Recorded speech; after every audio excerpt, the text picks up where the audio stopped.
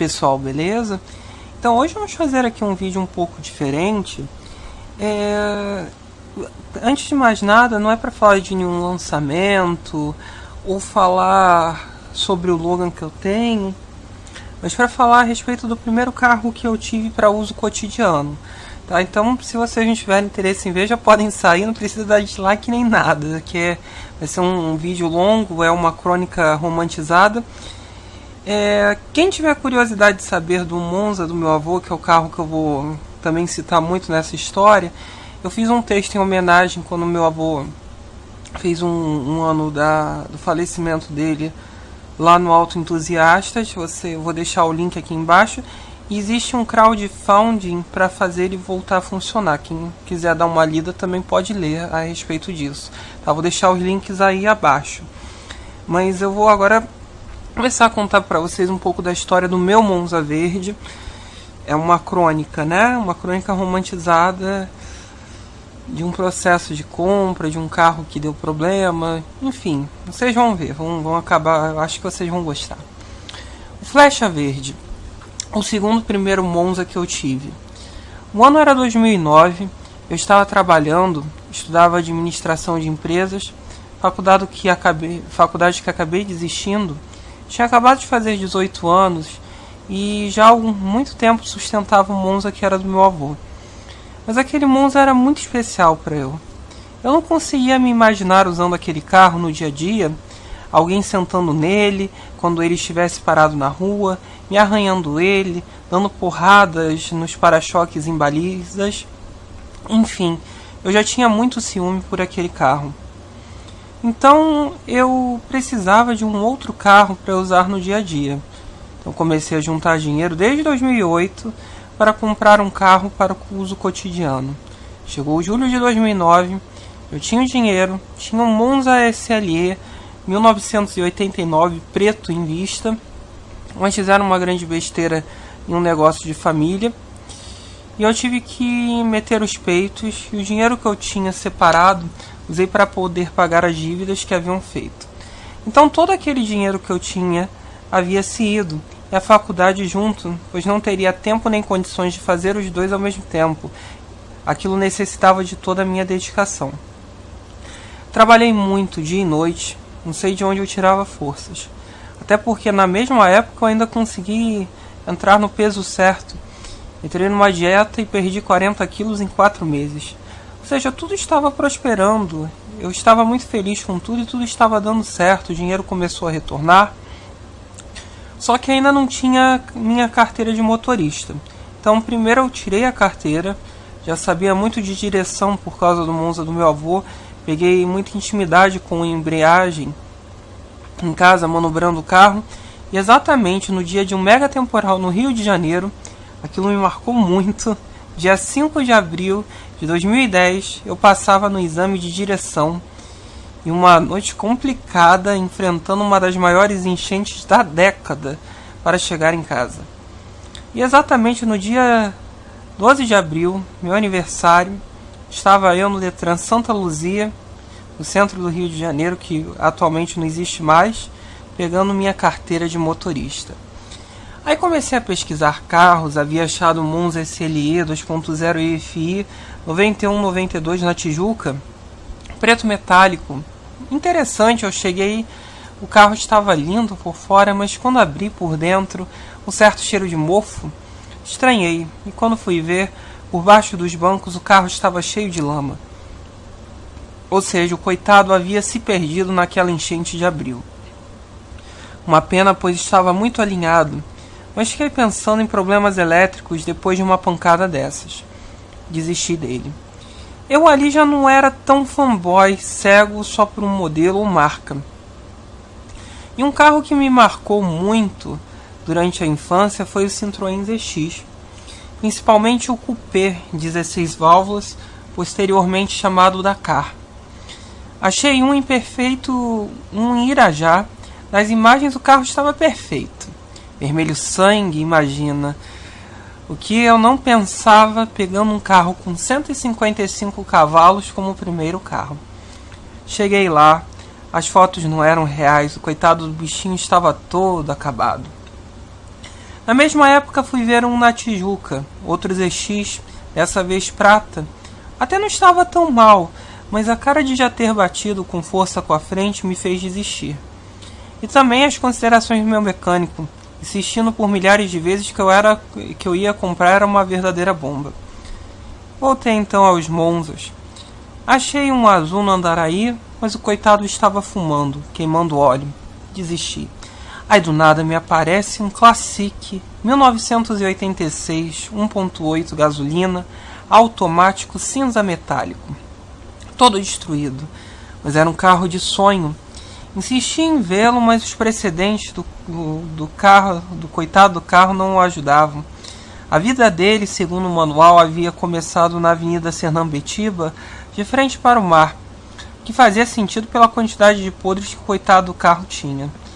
Mas eram aquelas rodas que eu amava, uma cor que eu gostava, 2 portas, automático, mas o câmbio estava com defeito também.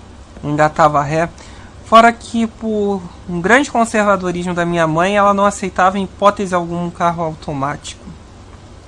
Ainda insisti para o mecânico vê-lo, pensei em restaurá-lo para usar no dia a dia, mas acabou que não deu certo.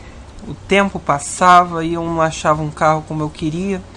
Sempre fui muito chato, às vezes nem tanto com o interior, mas com o alinhamento do carro, nunca ter batido, fato difícil em carros com mais de 20 anos. Aí do nada apareceu um Monza GL verde, 96, entre aspas 97, no engenho de dentro. Gostei, estava muito alinhado. Os bancos em médio estado, as portas uma tragédia. Era comum os forros da linha Monza, entre 91 e 96, se deteriorarem com o tempo. Estava aí o carro que ia ser o meu primeiro carro de uso diário. Demorou ainda 2 semanas e acabamos fechando o negócio. Antes de contar sobre a minha história com Flecha Verde, vou falar rapidamente o porquê de verdade ele ser um carro especial. Como alguns já sabem, 1996 foi o último ano de produção da linha Monza no Brasil. A linha 96, apresentada em setembro de 95, mostrava uma evolução no acabamento do painel, que agora passara a ser macio ao toque, novo volante e novas rodas na versão GLS. No mais, o carro não tinha nenhuma novidade. Porém, em abril de 96, junto do lançamento do Vectra B, a General Motors do Brasil deixou de fabricar a versão GLS do Monza e só mantivera o GL em linha. Porém, ninguém esperava que ela fosse fazer mudanças. Afinal, ele sairia de linha em breve. Mas fez. Os últimos GL tiveram apliques na cor do carro nos para-choques. Os GL anteriores tinham os para-choques pretos. Painel com contagiros, semelhante ao que o Cadete GLS ganharia. Rodas de 14 polegadas em liga leve opcionais, iguais às que o Cadete Sport e posteriormente o Cadete GLS utilizariam. E o acabamento interno ganhava o espelho dia e noite de padrão mais moderno. E a parte principal que o GL nunca tiveram, apenas essa última série. Forração de veludo nas portas. Os GL e SL anteriores utilizavam curvin, além de toda a serigrafia externa ter sido alterada para o padrão moderno à época. As letras prateadas, padrão que se utiliza ainda hoje. Fora isso, como opcionais, um ar-condicionado, as próprias rodas de liga leve que eu citei, vidros elétricos, alarme e sistema de som completo, com antena dianteira manual, podendo se escolher entre CD player ou toca-fitas. O meu GL era exatamente esse, o mais completo. Ele tinha as rodas, os vidros e originalmente veio com som, apesar de terem trocado o rádio dele por um Sony mais recente na época e retirado os alto-falantes traseiros por conta da maldição do GNV. Ou seja, eu tinha uma mosca branca, um dos Monzas mais incomuns, e para quem como eu era apaixonado pelo modelo, era um prato cheio. O Flecha Verde e as experiências. A música vai fazer sentido daqui a pouco, eu juro pra vocês. Gazela, do Vando. Houve um tempo que meu coração muito verde, muito criança, se apaixonou perdidamente por um outro coração, muito cheio de experiências, e nós saímos por aí fazendo loucuras, e as pessoas que estavam por fora nunca poderiam entender. É por isso que hoje eu fico sentado na esquina do meu pensamento, recordando aqueles tempos que, se eu pudesse, eu retornaria com todo prazer. Aquele tempo que eu era tão moço e ela senhora de si. Cheia de vantagens, levava pedaços de mim. Seu corpo bonito, nos lençóis tão brancos, um dia eu vi. Olhar de bandida, de corça ou gazela, chamando por mim. E a gente pisou tão macio, porque, na cara travessa da vida, que andava correndo da gente, pra só se esconder. Talvez hoje vocês me julguem assim, um cara cansado, velho, mas não é nada disso. A verdade é que eu gosto de retornar às minhas coisas antigas, porque elas me fazem muito bem. Apesar de essa música do Vando, Gazela, não ser a música desse Monza, cada carro meu tem uma música dele, né? É do tempo que eu vivo com o carro. É como se essa música nos retratasse. Alguém inexperiente começava a provar o doce e o amargo de se ter um carro antigo. No primeiro dia foi mágico. Eu andando com a família inteira para mostrar o carro, todo feliz. Nesse mesmo dia procurei uma vaga de aluguel perto do meu trabalho no centro do Rio de Janeiro. Eu ia largar os ônibus e táxis para criar experiência e dirigir meu próprio carro no trânsito. Pedi para meu pai instalar um alarme enquanto eu trabalhava. Falei Positron porque era uma marca que eu confiava e conhecia. Naquela altura do campeonato, no meu perfil, era o seguro daquele Monza sairia mais da metade do valor do carro, R$6.000 em novembro de 2010. Ou seja, impraticável. Ele colocou de outra marca o alarme, pensei eu, isso não vai dar certo. No dia seguinte, saio do estacionamento, entro na Avenida Presidente Vargas, quase na região da Central do Brasil. O carro me dispara aquele alarme, o carro trava, eu com a minha mãe dentro do carro. Até ali eu ainda não dirigia sem ninguém ao lado, não por medo, mas por chatice de família mesmo, normal, filho único. Ligo o pau da vida pro meu pai e não teve jeito, teve de ser rebocado. Isso foi antes de um feriado em novembro. Me lembro como se fosse hoje. Briguei tanto com ele que no dia seguinte o carro estava com um raio do Positron instalado. Nunca mais fiquei na rua por causa do alarme. Coincidência? Pode ser. O tempo foi passando, a direção estava desalinhada e o som definitivamente não me agradava. Então fomos lá, Big Alinhamentos, arranjar 4 Michelins novinhos e dar uma olhada na suspensão. Sorte do dia. A suspensão estava intacta. A linha Monza em geral era muito bem resolvida nessa questão. Robusta? Aí vamos para o alinhamento. E nada do carro pegar alinhamento. E horas se passando quando descobrimos uma fissura na parede de fogo. Pensei eu, legal. Isso é um problema crônico dos Monzas. E você só descobre numa hora como essa. Muito bem, fizemos a funilaria do carro.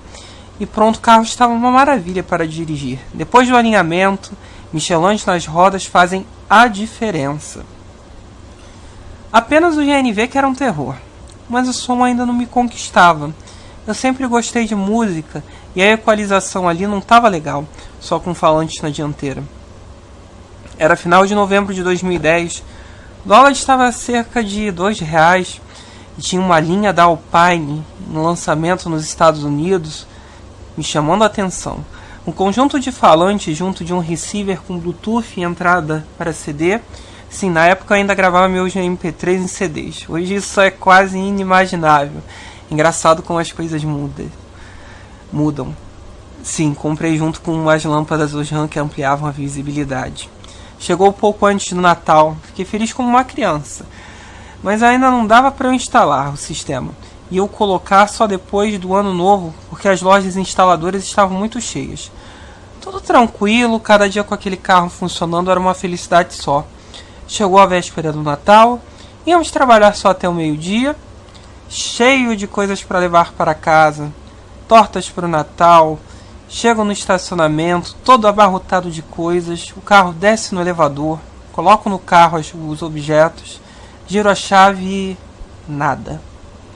Giro a chave de novo e nada. O desespero começa a bater. Tem um carro no elevador querendo sair. Empurro o carro para fora e nada. Paciência acabando. Procuro por algum fio solto. Olho tudo no carro e nada, nem luz de injeção. Desisto. Deixo o carro no estacionamento. Vou para casa muito pau da vida no ônibus. Chegando em casa, meu pai resolveu ir comigo no estacionamento para ver o que tinha acontecido. Na época ele tinha um Fiat Tipo MPI, daqueles últimos brasileiros, vermelho. Ele que por anos foi fanboy de Volkswagen e não tinha carros a não ser da Volkswagen. Xingava, se achava superior por ser Volkswagen. Havia se apaixonado logo por uma Fiat que por anos ele tanto criticou. Mas enfim, isso é história para outros causos. Fomos no estacionamento, vira a chave e nada no modo do Monza pegar. Aí ele se lembra de uma coisa, o módulo rei, o bendito módulo rei.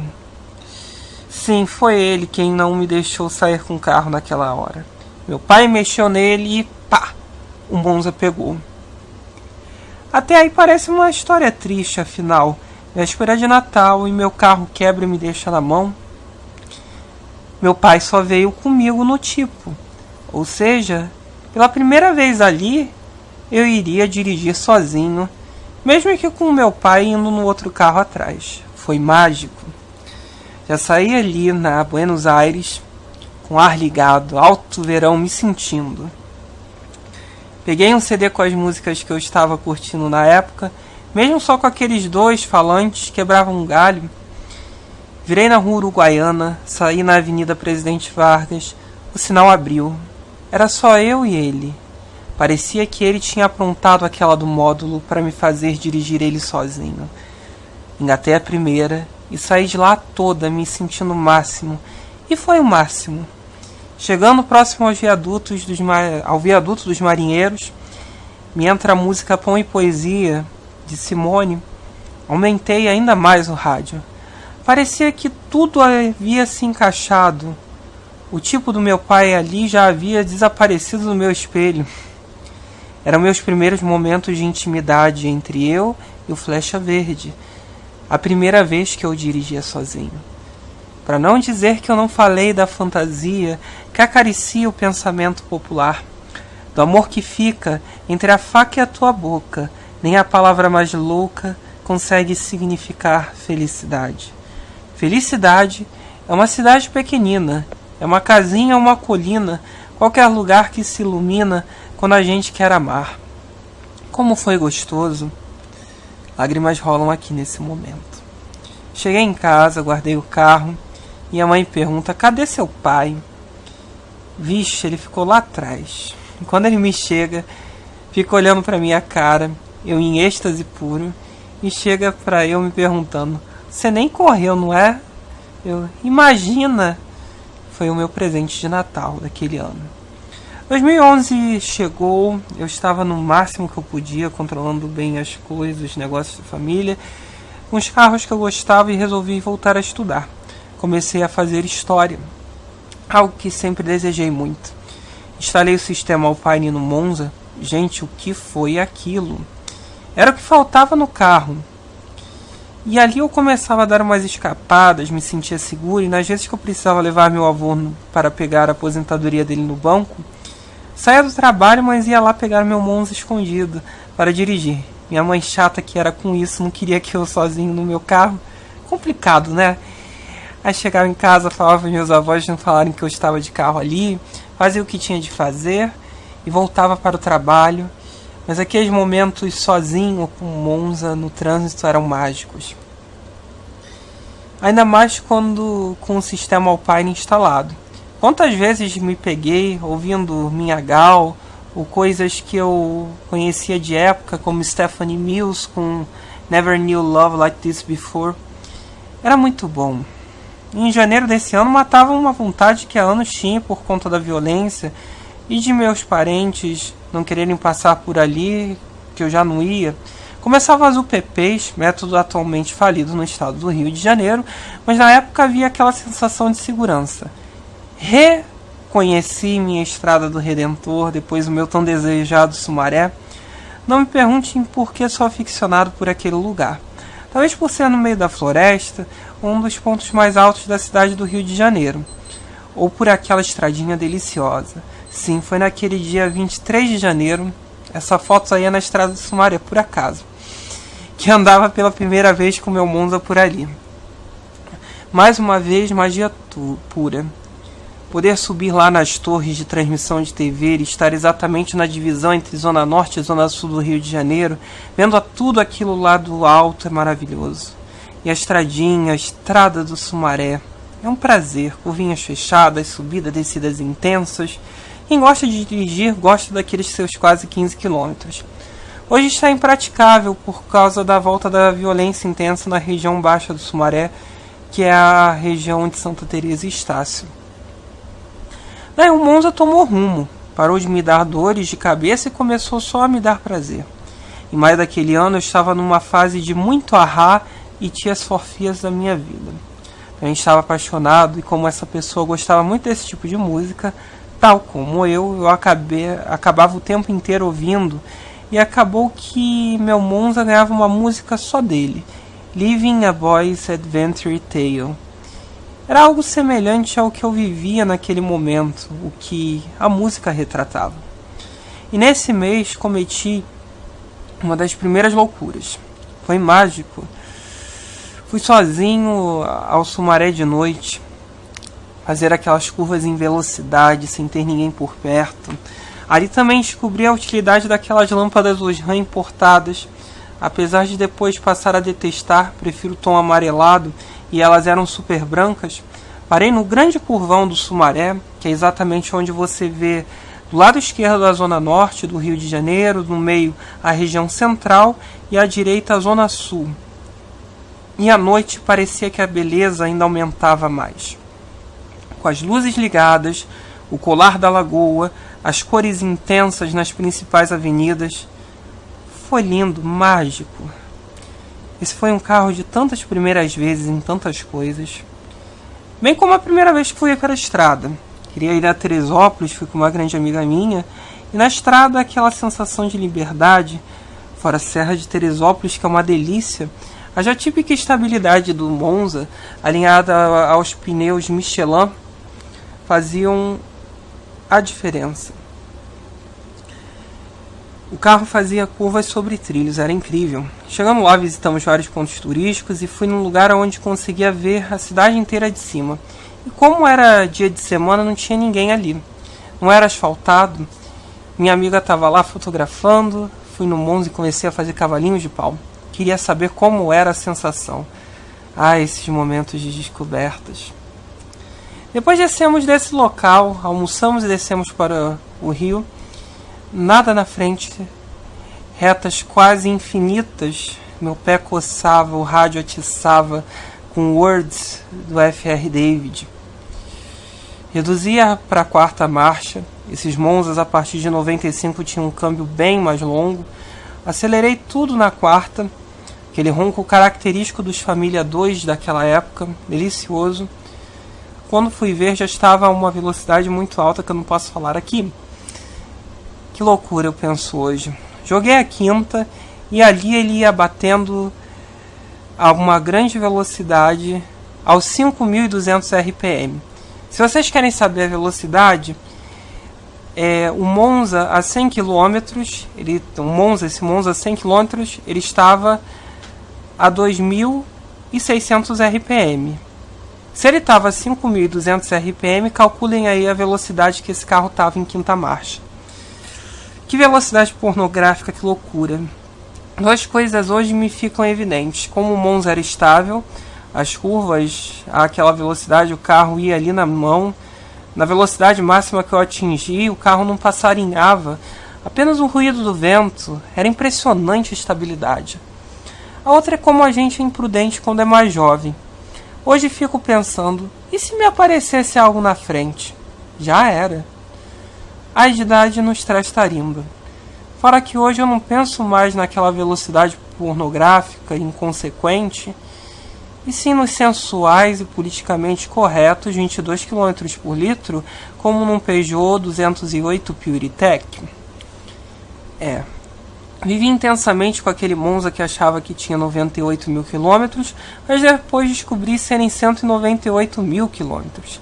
Nele aprendi a subir com um carro de tração dianteira numa subida muito íngreme após um temporal, naquele ladeirão do Cosme Velho, ou seja, de marcha ré.